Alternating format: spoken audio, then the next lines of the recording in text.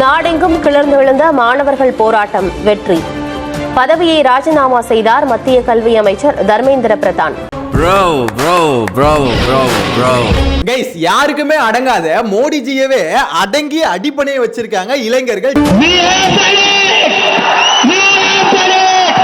அவங்களோட போராட்டம் வெற்றி அடைஞ்சிருக்கு. எஜுகேஷன் மினிஸ்டர் தர்மேந்திர பிரதான் வந்து பாத்தீங்கன்னா ஒரு பதவியை ராஜினாமா பண்ணிருக்காரு. சோ இது வந்து மிகப்பெரிய வெற்றி, மோடி அரசாங்கத்துக்கு மிகப்பெரிய தோல்வி. என்னங்க சிவாஜி இப்படி ஆயி போச்சு? படுபாவி பசங்க எல்லாருமா சேர்ந்து உங்களை நடுத்தருவுக்கு கொண்டு வந்துட்டாங்களே. இது கூடவே தமிழ்நாட்டு முதலமைச்சர் விஜய் அவர்கள் காவேரியில தண்ணி வேணும் அப்படின்னு சொல்லிட்டு கர்நாடகாவுக்கு போய் அங்க இருக்க சிஎம் மீட் பண்ணி பேச போறாராம். இது சதி வேலை அப்படின்ற மாதிரி மு க ஸ்டாலின் சொல்றாரு. காவிரி பிரச்சனையில் விஷ பரீட்சை வேண்டாம் என்று முதலமைச்சர் விஜய்க்கு திமுக தலைவர் மு க ஸ்டாலின் வலியுறுத்தி இருக்கிறார். சொல்றதுக்கான காரணம் என்ன? முதலமைச்சர் போய் அவரா வாண்டடா போய் சிக்க போறாரு அப்படின்ற மாதிரி சொல்லிட்டு இருக்காங்க. சோலி முடிச்சு. அந்த மேட்டர் என்ன அப்படின்றதையும் பார்க்க போறோம். தமிழ்நாட்டுல எல்லாருக்குமே கரண்ட் பில் ஏறி இருக்கு. ஆனா அமைச்சர் நிர்மல் குமார் என்ன சொல்லியிருக்காரு? அப்படிலாம் கரண்ட் பில்லாம் ஏறல, அது வந்து தவறான செய்தி அப்படின்ற மாதிரி பாத்தீங்கன்னா ஒரு மாய உலகத்துல வாழ்ந்துகிட்டு இருக்காரு.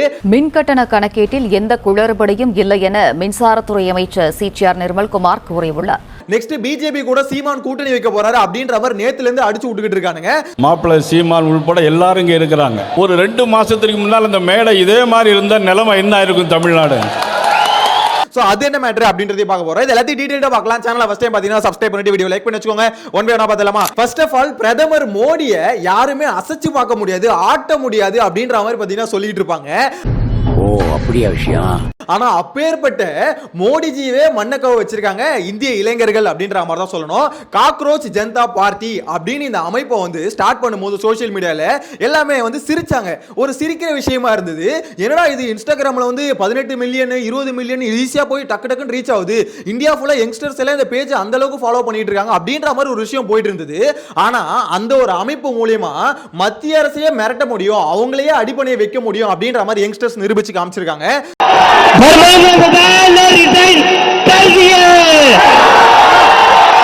இந்த நீட்டுக்கு எதிராக அவங்க வச்ச 3 கோரிக்கையும் பாத்தீங்கன்னா மத்திய அரசு அடிபணிஞ்சு ஏத்துக்கிட்டு இருக்கு அப்படின்ற மாதிரி தான் சொல்லணும். இதுல நம்பர் 1 எஜுகேஷன் மினிஸ்டர் ராஜினாமா பண்ணணும். அவர் வந்து பாத்தீங்கன்னா ராஜினாமா பண்ணிட்டு போயிருக்காரு. இது மிகப்பெரிய வெற்றி, மிகப்பெரிய வெற்றி அப்படின்ற மாதிரி தான் சொல்லணும். சமாதானம், பொறுமை, தொடர் முயற்சிக்கு கிடைத்த வெற்றி என்றும் அவர் தெரிவித்துள்ளார். அரசியல் கட்சிகள் எல்லாமே ஒன்னு சேர்ந்து இப்பேற்பட்ட போராட்டத்தை நடத்தி இருந்தாலும் மோடிஜி அதை பண்ணிருக்க மாட்டாரு. பட் யங்ஸ்டர்ஸ் இளைஞர்களை பகச்சிக்க கூடாது. ஏன்னா ஒவ்வொரு நாட்டிலும் என்னென்ன நடந்தது அவர் பார்த்தார்ல, ஸ்ரீலங்கால என்ன நடந்தது, பங்களாதேஷ்ல என்ன நடந்தது, சோ இதெல்லாம் பாக்குறாங்களே. சோ பாக்கும்போது மோடிஜிக்கு அடிவயிறு கலங்கி இருக்கு அப்படின்றது மட்டும் கிளியரா தெரியுது. டேய் சும்மாறா. சோ அவங்களோட கோரிக்கையில முதல் கோரிக்கை எஜுகேஷன் மினிஸ்டர் ராஜினாமா பண்ணணும்னு சொல்லியிருந்தாங்க. அதே மாதிரி பாத்தீங்கன்னா பண்ணிட்டாரு. நெக்ஸ்ட் வந்து பாத்தீங்கன்னா அந்த போராட்டத்துல கலந்துகிட்ட மாணவர்கள் இருக்காங்களே, அவங்க மேல கேஸ் போட்டிருக்காங்க. அந்த கேஸ் எது மேலே நடவடிக்கை கூடாது, கேஸ் எல்லாத்தையும் வாபஸ் வாங்கணும்னு அதுக்கும் ஓகேன்னு சொல்லியிருக்காங்க. நெக்ஸ்ட் இந்த நீட் கொஸ்டின் பேப்பர் லீக்கால உயிரிழந்தாங்களே மாணவர்கள், சோ அவங்களுக்கு வந்து பாத்தீங்கன்னா இழப்பீடு கொடுக்கணும், அவங்க குடும்பத்துக்கு இழப்பீடு கொடுக்கணும் அப்படின்ற மாதிரி கேட்டிருந்தாங்க. அதுக்கும் ஓகே சொல்லியிருக்கு மத்திய அரசு. இந்த 3 கோரிக்கை நிறைவேறினதால சிஜேபி அவங்களோட போராட்டத்தை முடிச்சுக்கிட்டு இருக்காங்க. சோ இது மத்திய அரசுக்கு மிகப்பெரிய தோல்வி. மோடி அவர்களோட இமேஜ் இருக்குல்ல, அந்த இமேஜுக்கு ஒரு பெரிய டேமேஜ் அப்படின்ற மாதிரி தான் சொல்லணும். ஆனா தமிழ்நாட்டுல வந்து பாத்தீங்கன்னா போராட்டம் முடிஞ்சதுக்கு அப்புறமும் ஒரு கிளர்ச்சி கிளம்பி இருக்கு. என்னன்னு பாத்தீங்கன்னா சிஜேபி இந்த மாதிரி அதுல வந்து பாத்தீங்கன்னா திருத்தங்களை கொண்டு வரணும் அப்படின்னு சொல்லிட்டு போராட்டத்தை முன்ன வச்சாங்க. மத்தபடி நீட்டை ஒழிக்கணும்னு சொல்ல. ஆனா தமிழ்நாட்டில் இருந்த மாணவர்களை எதை நோக்கி போராடினாங்கன்னா நீட்டை வந்து பேன் பண்ணணும், நீட்ன்ற ஒன்று இருக்கவே கூடாது, நீட்டை ரத்து பண்ணணும் அப்படின்ற மாதிரி சொல்லியிருந்தாங்க. பட் இப்போ வந்து பாத்தீங்கன்னா சிஜேபி அவங்க போராட்டத்தை முடிச்சதால இவங்க எல்லாம் அப்செட் ஆயிட்டாங்க. அப்ப நீட் வந்து ரத்துன்றதுக்கு எதிராக நீங்க ஏன் போராட மாட்டீங்க அப்படின்ற கேள்வியும் கேட்கறாங்க. சிபிஐ அலுவலகத்தில் நடைபெற்ற போராட்டம் முடிவுக்கு வருகிறது.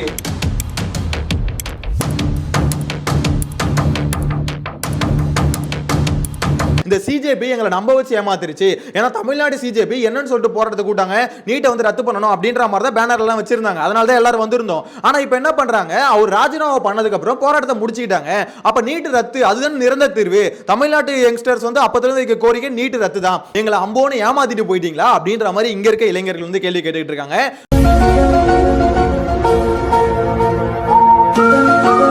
காவேரியில தண்ணியை திறந்து விட மாட்டோம் அப்படின்ற மாதிரி கர்நாடக அரசு ரொம்ப மும்முரமா தீவிரமா இருக்கு. விடாப்பிடியா அவங்க சொன்ன விஷயத்துல அப்படியே நிக்கிறாங்க. அதுக்கு தமிழ்நாடு முதலமைச்சர் அங்க போய் பேச்சுவார்த்தை நடத்த போறேன் அப்படின்ற மாதிரி போறாரு.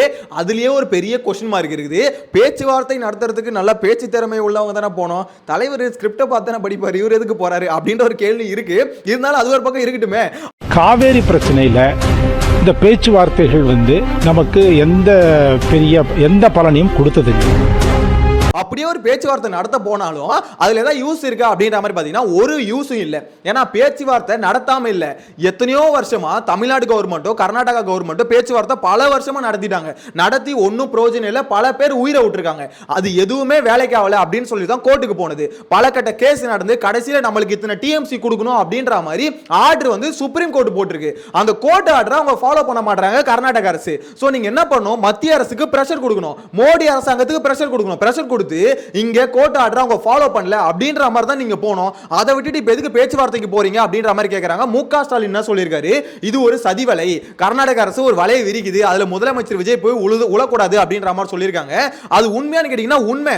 காவிரி நீருக்காக கர்நாடக அரசுடன் பேச்சுவார்த்தை எனும் சதி வலையில் தமிழ்நாடு முதலமைச்சர் சிக்கக்கூடாது, வேண்டாம் இந்த விஷ பரீட்சை என்று மு.க. ஸ்டாலின் தெரிவித்திருக்கிறார். ஏன்னா இங்க பேச்சுவார்த்தையில ஒண்ணுமே இல்ல, ஒரு இலவுமே இல்ல.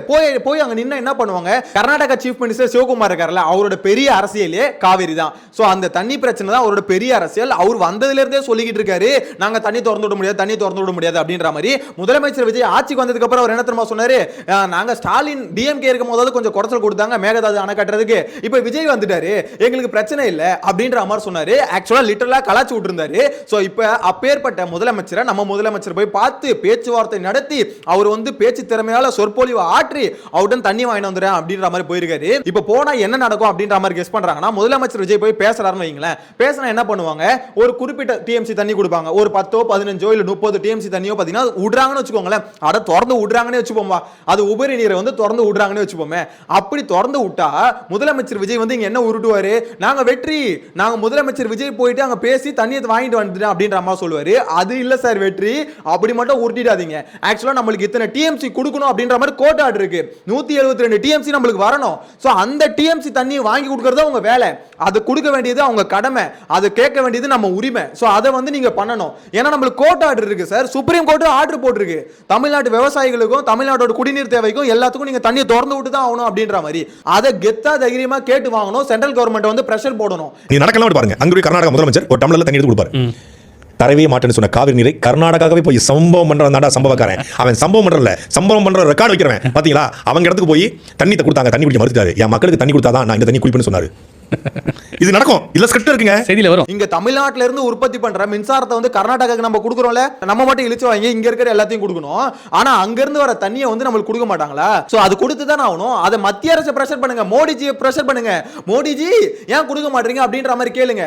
அங்க கர்நாடகா கவர்மெண்ட் நீங்க தான் பிரஷர் பண்ணி வாங்கி கொடுக்கணும்னு சொல்லுங்க.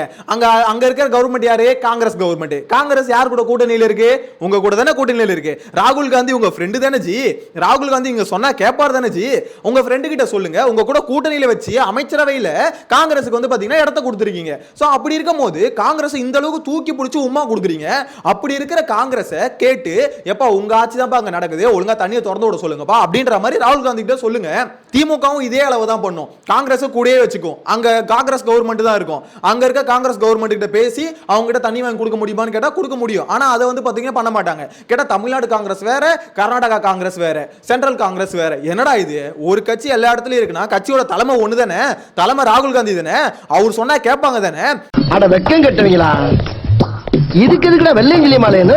அது எல்லாத்தையும் விட்டுட்டு இங்க இருந்து போயிட்டு என்னோட பேச்சு திறமையால நான் போய் தண்ணியை வாங்கிட்டு வந்துருவேன் அப்படின்ற மாதிரி ஒரு மனுஷன் போறாருன்றாங்க. சோ அது எங்க போய் முடிய போகுதுன்னு தெரியல. இதை பத்தி உங்களோட கருத்தை மறக்காம கமெண்ட்ல மென்ஷன் பண்ணுங்க. சோ இதுக்கு அடுத்து ரொம்ப ரொம்ப முக்கியமான விஷயம், கரண்ட் பில்லு ஏறவே இல்ல அப்படின்ற மாதிரி சிடிஆர் நிர்மல்குமார் சொல்லிட்டு இருக்காரு. தமிழ்நாட்டில் இருக்க மக்கள்லாம் கதறிக்கிட்டு இருக்காங்க. மின்கட்டண கணக்கீட்டில் எந்த குளறுபடியும் இல்லை என மின்சாரத்துறை அமைச்சர் சிடிஆர் நிர்மல்குமார் கூறியுள்ளார். அட நிர்மல்குமார் ஐயா, 2 மாசத்துக்கு முன்னாடி நான் கட்டின கரண்ட் பில்லு வேற, இப்ப நான் கட்டுற கரண்ட் பில்லு வேற. அதாவது ஒரே யூனிட் தான் ஓடி இருக்கு, ஆனா சேம் யூனிட்டுக்கு நான் கட்டுற கரண்ட் பில்லு ரொம்ப அதிகமா இருக்கியா. 200 யூனிட் இத்தனைக்கு நீங்க மைனஸ் பண்ணிருக்கீங்க. மைனஸ் பண்ணியே இவ்வளவு அதிகமா வருதுன்னா கரண்ட் பில் ஏறி இருக்குன்னு தானே ஐயோ, படிக்காதவனு கூட இந்த அளவு தெரியுமேயா, ஆனா நீங்க ஏறவே இல்லை அப்படின்ற மாதிரி உருட்டுனீங்கன்னா என்ன நியாயம்? ஆக்சுவலா மே மாசம் 10ஆம் தேதி வந்து பாத்தீங்கன்னா அந்த ஸ்லாப் மாறி இருக்கு. இது வந்து மின்சார வாரியம் இந்த முடிவு எடுத்திருக்குன்னு வச்சுக்கோங்களேன். சோ நீங்க ஆட்சிக்கு வந்ததுக்கு அப்புறம் அது குறைச்சிருக்கணுமா இல்லையா? நீங்க அதை குறைச்சிருக்கணும் தானே, அதை நீங்க குறைக்கல தானே. ஆக்சுவலா மே மாசம் கட்டின கரண்ட் பில்லுக்கும் இப்பயும் கரண்ட் பில் ஏறி இருக்கு தானே. நீங்க பொறுப்பேத்துட்டீங்க, பொறுப்பேற்றதுக்கு அப்புறம் கரண்ட் பில்லை நீங்க ரெடியூஸ் பண்ணிருக்கணும்ல. உங்ககிட்ட இலவசம்னு யாரையா கேட்டது? நீங்களே வந்து ஆட்சிக்கு வரதுக்கு இலவசமா கொடுக்குறேன்னு சொல்லிட்டு அதுக்கடுத்து கரண்ட் பில் இந்த மாதிரி ஸ்லாப் மாறும்போது பாத்தீங்கன்னா அது ப்ரொசீஜர் படி ஸ்லாப் மாறிடும் அப்படின்னா யார்கிட்ட உருட்டுறீங்க? அப்ப அதுக்கு கவர்மெண்ட் நினைச்சா திருப்பி மாத்த முடியாதா? எனக்கு புரியலையே. அந்த ஸ்லாபை மாத்துறது யாரு? மனுஷன் தானே. கடவுள் வந்து பாத்தீங்கன்னா மாத்திட்டாரு, அது எங்களால வந்து திருத்தவே முடியாது அப்படின்ற மாதிரி பாத்தீங்கன்னா இவர் வந்து உருட்டிட்டு இருப்பாரு. அமைச்சர் நிர்மல்குமார் அவரை பொறுத்த வரைக்கும் ரொம்ப சாஃப்டா எல்லாத்தையும் பேஸ்டா எல்லாமே கரெக்ட்னு மக்கள் நம்பிடுவாங்கன்னு நினைக்கிறாரு. ஐயா, கரண்ட் பில்லை கட்டும் போது அவனுக்கு எங்கெங்கயோ எரியுது. எரிச்சலை எப்ப காமிப்பாங்கன்னா எலெக்ஷன் டைம்ல நீங்க திருப்பி வருவீங்களே அப்பதான் காமிப்பாங்க. ஏன்னா கரண்ட்ல மட்டும் ஒரு கவர்மெண்ட் கை வைக்கவே கூடாது. டிஎம்கே எதுக்கு 10 வருஷமா ஆட்சிக்கு வராம இருந்ததுன்னு நினைக்கிறீங்க? ஏன்னா கரண்ட்ல அந்த அளவுக்கு கையை வச்சாங்க. ஃபுல்லா மின்வெட்டுன்னு சொல்லிட்டு கரண்ட் ஷார்டேஜ் இருந்துகிட்டே இருக்கும். சோ கரண்ட்ல கையை வச்சாங்க. மக்கள் அது மூலமா அஃபெக்ட் ஆனாங்கன்னா அந்த கவர்மெண்ட் உருப்படாது.